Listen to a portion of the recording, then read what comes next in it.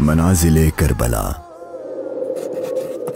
60 हिजरी 27 रजब अपने नाना हजरत मोहम्मद मुस्तफ़ा सल्लल्लाहु अलैहि वसल्लम के रोज़े मुबारक पर आखिरी हाजिरी देने के बाद इमाम हुसैन शहर मदीना छोड़कर मक्का की जानिब चल पड़े और 4 शाबान को मक्का पहुंचे और 8 जुल्हिज्जतुल हराम को मक्का से करबला की तरफ चल पड़े। इस सफर में इमाम हुसैन रदियल्लाहु अन्हु ने तकरीबन 20 जगहों पर स्टे किया। उनमें से चंद मकामात जहां कोई वाकया पेश आया वो मकामात हम आपको दिखाएंगे। पहली डेस्टिनेशन बुस्तान इब्ने आमिर क्रॉस करने के बाद जब इमाम हुसैन रदियल्लाहु अन्हु दूसरी मंजिल सफ़ाह पर पहुंचे तो वहां आपकी मुलाकात अरबी के एक मशहूर शायर फरजदक से हुई जो बाय चांस कूफा से ही आ रहा था। आपने इससे कूफा की सिचुएशन के बारे में पूछा तो उसने कहा, ए नवासे रसूल, उनके दिल तो आपकी फेवर में है लेकिन उनकी तलवारें आपके अगेंस्ट हैं।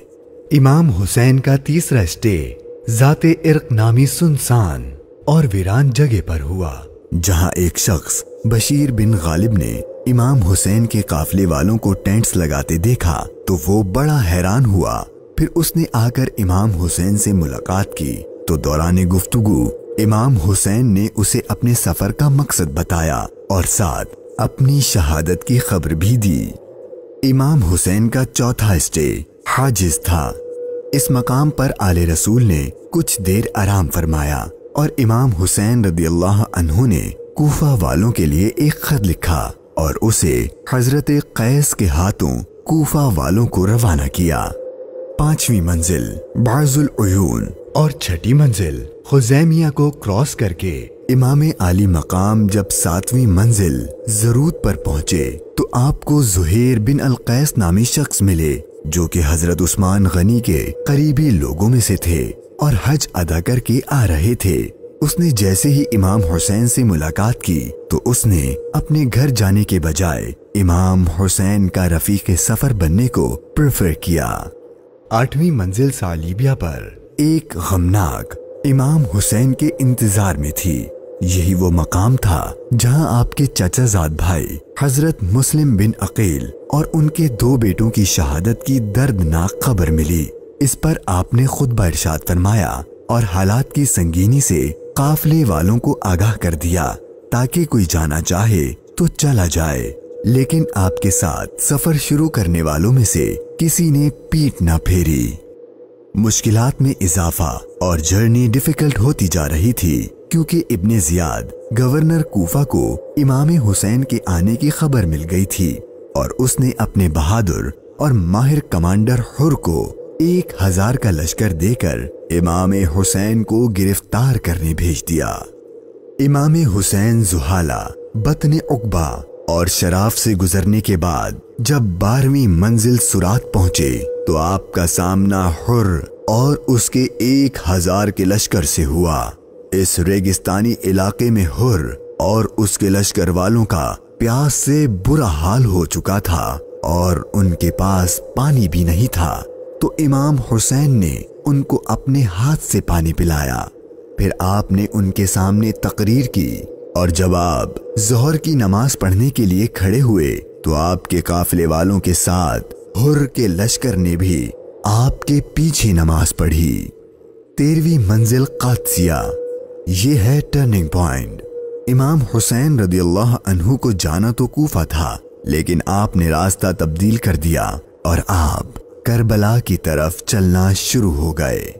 इमाम हुसैन अपनी मंजिल शहादत की तरफ सफर करते हुए मुगीसा, उज़ीबुल हिजानात, बैदा और जू हुसम के बाद जब 18वीं मंजिल कसरे बनी मुकातिल पर पहुंचे तो शाम हो चुकी थी।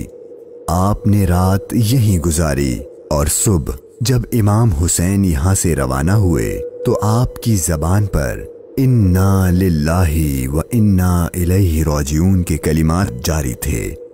आपके बेटे अली अकबर ने आपसे ये कलिमात पढ़ने की वजह पूछी तो आपने फरमाया कि बेटा, मैंने अभी ख्वाब देखा है और उसमें हमें शहादत की खबर दी गई है।